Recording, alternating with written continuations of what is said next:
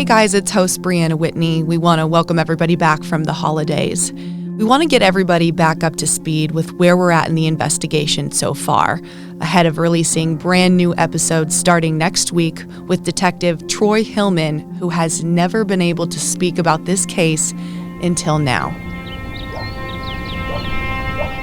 Sunday, November 8th, 1992, just one day before her 22nd birthday, Angela Brasso did something she did a lot. She went for a bike ride. It was early evening, 7 p.m. The sun had already set, and Angela set off to the east, toward Cave Creek Park in North Phoenix. She did not make it far.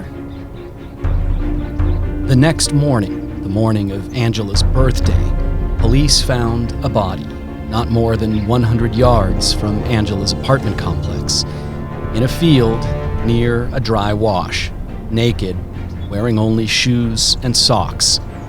She was mutilated, her blood-soaked clothes carefully placed in a pile nearby. Police can't confirm that the body is Angela Brasso. There is no head, and there's no sign of Angela's bike. It was the work of a monster. And what police were just starting to piece together is that this may not be the monster's first victim, or his last. One of the things that one of the detectives said to me, count on it, this guy's going to do something like this again. On episode 1, we set the scene of terror happening in the Sunny Slope area of Phoenix. 5 young women found dead near or along canals. DNA found at 2 of the crime scenes was linked to the same person, but police couldn't figure out whose it was until decades later. Then a string of crimes began in Washington. The common connection to all of these women, their proximity to one mysterious man. He was the invisible man. He had issues with women and how they respond to his actions. You don't know what's in their mind. You don't know what's going to trigger them to do something that they do. On episode 2, we took you into the dark fantasy world of Bryan Patrick Miller, the zombie hunter. Pages and pages of police reports document a childhood riddled with family abuse, and a juvenile record that detailed violent tendencies even before the canal murders. That all caught up with him in 2015. Who could this suspect possibly be? From underneath the patio, they pulled out a car we never even knew he had. I've been involved in cases that we solved in 2 hours, and I've been involved in cases that we've solved in 2 years. I think hoarding was enough. Did they really need to go zombie hunter? You know, you just go, I mean, you're making the guy out to be a complete loon. He's a complete loon. Oh my God, they got him!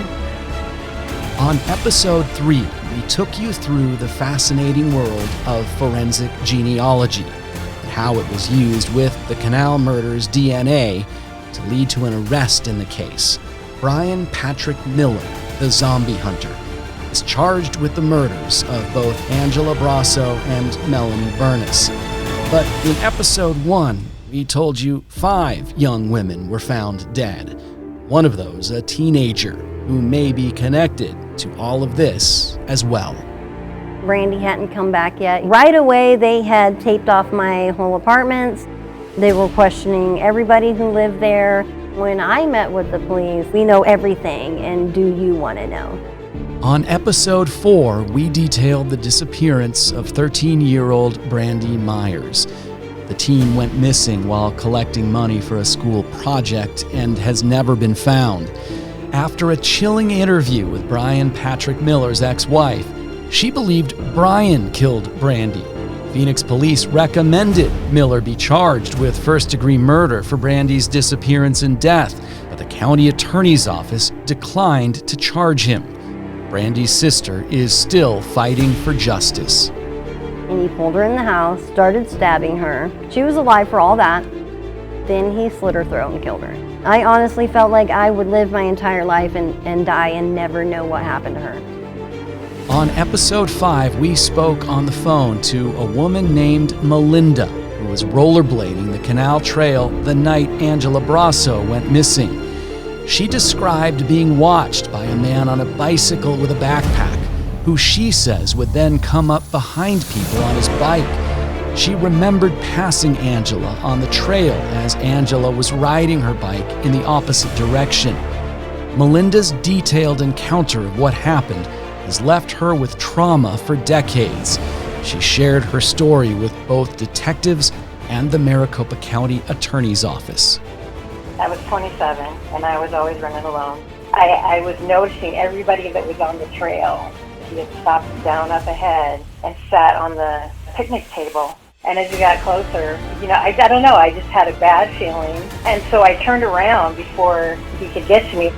On episode 6, we talked to 3 different people who came forward about chilling encounters they had face-to-face with Bryan Patrick Miller. His old neighbor recalled when he followed her at night with the zombie hunter police car. I looked in my rear view, seeing what I thought was a cop. A fellow church member described his bizarre demeanor with their youth group. Oh my God, that is him. And one of our news photographers recalled the night before and moments during Bryan's arrest. But a homicide of that nature is not one and done. I think he's a mass murderer. And if they can tie him to other homicides, I wouldn't be surprised. Morgan Lowe picks up the investigation and story here in Washington State. They killed my sister. They took her away from her family, and they're out there free. We never thought that it would take this long. He said, if you give me the knife, I won't hurt you. And he then strangled me until I passed out. We'll be back with new exciting episodes on January 10th. This is True Crime Arizona, The Zombie Hunter.